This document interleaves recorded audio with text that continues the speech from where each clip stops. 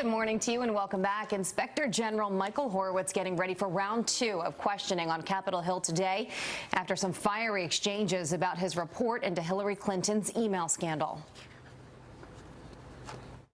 We found that the inappropriate political messages we uncovered cast a cloud over the mid-year investigation, sowed doubt about the credibility of the FBI's handling of it, and impacted the reputation of the FBI. All right, here now to react to that testimony is former DOJ official Hans von Spakovsky. Hans, thanks so much for coming on this morning. A lot of people are just incredulous. They can't believe that the Inspector General doesn't think that bias affected the outcome of the Hillary Clinton investigation after such a long report that talked a lot about bias. What do you say?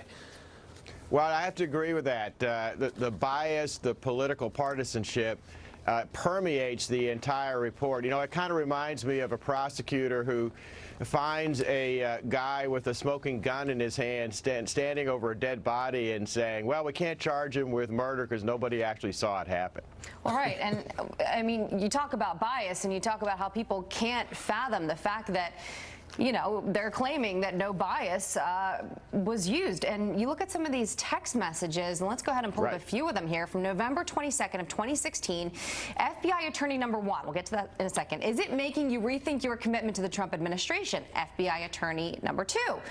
Expletive, no. Viva la resistance. And then we have another example here from FBI agent says he's with her November 8th of 2016. Agent number 5, Hillary better win, otherwise I'm going to be walking around with both of my guns.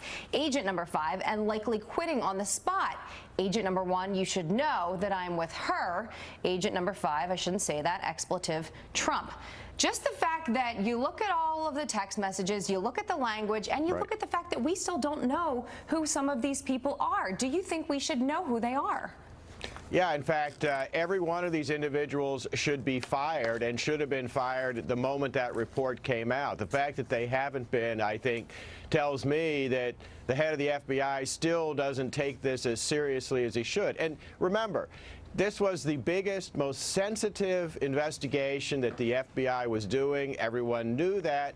You would think that the agents that they would assign to it, they would be very careful to make sure that they're objective and not partisan, and yet they didn't. And none of these agents seemed to feel any kind of embarrassment or fear that their supervisors, that the leadership at the FBI would be somehow upset about the messages they were giving. That tells you that this problem went from the agents all the way up into the leadership. You know, I feel sorry for Christopher Wray in the situation because he seems like a straight shooter. He's inherited a real mess here.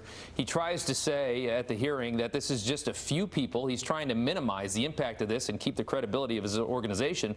Orrin Hatch, though, jumps all over that and says the few that we're talking about here are the director, the top. You know, the deputy director. I mean, these are the top brass of the FBI and the guy that's running both the Mueller and the Hillary investigation.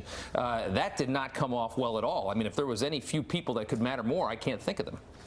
Well, no, you're right about that. I actually talked to a retired FBI agent I know about 2 weeks ago, and he told me the line agents around the country have absolutely no confidence in the leadership in Washington, D.C. They see the kind of problems, I think, that the IG report saw, too. A lot more to come, that is for sure. Hans von Spakovsky, thank you for joining us this morning. We appreciate it. Sure thing. Today's the House's turn. All right. 18 minutes after the hour.